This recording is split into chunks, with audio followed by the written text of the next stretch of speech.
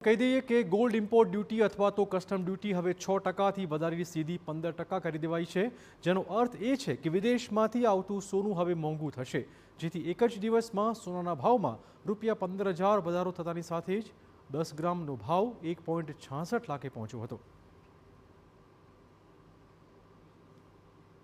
વાત કરીશું વડોદરાની, જ્યાં વડાપ્રધાન મોદીની સોનું નહીં ખરીદવાની અપીલની અસર જોવા મળી રહી છે। નરેન્દ્ર મોદીએ વિશ્વમાં યુદ્ધની સ્થિતિ વચ્ચે દેશના હિતને જોતા લોકોને અપીલ કરી, જેમાંથી એક અપીલ આગામી 1 વર્ષ સુધી સોનું ન ખરીદવાની કરાઈ છે। ત્યારે વડોદરાના જ્વેલર્સના શોરૂમમાં પણ આ અપીલની અસર વર્તાઈ રહી છે।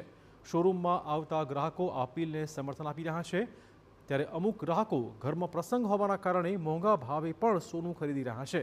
ગ્રાહકોનું કહેવું છે કે તેઓ વડાપ્રધાનની અપીલ બાદ પોતાની ઈચ્છા કરતાં ઓછું સોનું લઈ રહ્યા છે।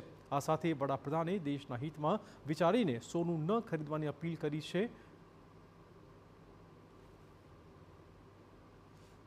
અપીલને આમ તો એમનું કહેવું કંઈ સાચું છે, ખોટું નથી।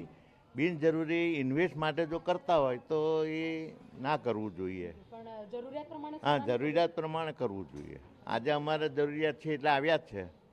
પણ કટોતી કરી ખરીદી માટે પણ આવ્યા છે। ભાવ વધારો તો છે જ, વધારે જ છે। આપણે મીડિયમ વર્ગને બહુ નથી પોસાય એવું। આ જરૂર હોય તો જ અમે ખરીદી કરીએ છીએ। આજે બેબીનો બર્થડે છે એટલે એના માટે લઈએ છીએ થોડું। મહત્વપૂર્ણ છે કે ભારત દેશમાં વિવિધ પ્રસંગોમાં સોના ચાંદીના દાગીનાનું મહત્વ રહેતું હોય છે, ત્યારે વૈશ્વિક પરિસ્થિતિ, સોના ચાંદીના વધતા ભાવ અને વડાપ્રધાનની દેશહિતમાં અપીલ બાદ ગ્રાહકો અવઢવમાં છે। સોનાની ઇમ્પોર્ટ ડ્યુટીમાં વધારો થતાં જ દેશમાં ભાવમાં 10,000નો વધારો થયો છે સોનાના ભાવમાં, ત્યારે સોના ચાંદીના વેપારીઓને પણ મોટો માર સહન કરવો પડી શકે તેવી સ્થિતિ છે। સ્પેસિફિક વડોદરા શહેરની ખાલી વાત કરું તો એવા ઘણા બધા નાના મોટા જ્વેલર્સ વડોદરાની અંદર અસંખ્ય તેમજ નાના મોટા જ્વેલર્સ આવેલા છે। તો આ નિર્ણયથી ચોક્કસ નાનો વેપારી હોય કે મોટો વેપારી હોય એના વેપાર ઉપર અસર તો પડશે જ, ચોક્કસથી અસર પડશે।